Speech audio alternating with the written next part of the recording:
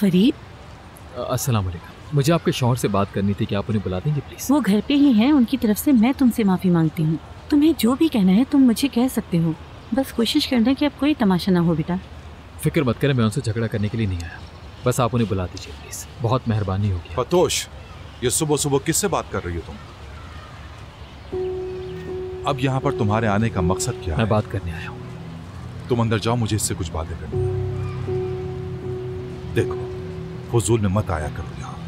मैं तुमसे अपनी बेटी की शादी नहीं कर सकता। उसके लिए नहीं आया, फिक्र मत कीजिए। सिर्फ कुछ बातें कहना चाहता था आपसे। जो कहना चाहते हो जल्दी कहो। देखिए, कल मैंने आपसे कुछ नहीं कहा क्योंकि मैं आपकी बेटी और बीवी और इसके साथ साथ मैं अपने घर वालों की बहुत दिल से इज्जत करता हूँ, लेकिन इस उम्र में भी आपको ये समझ नहीं आई कि किस इंसान को कैसे समझा जाता है। तो अब तुम मुझे सिखाओगे? हाँ, जरूरत पड़ी तो सिखाऊंगा मैं हुसैन साहब। देखें, इंसान को उसके फैसलों, उसकी सोच और उससे भी बढ़कर उसके दिल से परखा जाता है। ये फैसला हमने नहीं किया था कि हमें कहाँ पैदा होना है, लेकिन इतनी जायलों वाली बात करने का फैसला आपने खुद अपनी मर्जी के साथ किया है। और अगर आप ऐसे ना होते तो मुझे मेरी अम्मी के लिए कसूरवार कभी भी ना ठहराते, बल्कि आपको तो मुझे शाबाशी देनी चाहिए थी कि मैं अब तक पागल नहीं हुआ। मुझे कुछ और नहीं कहना।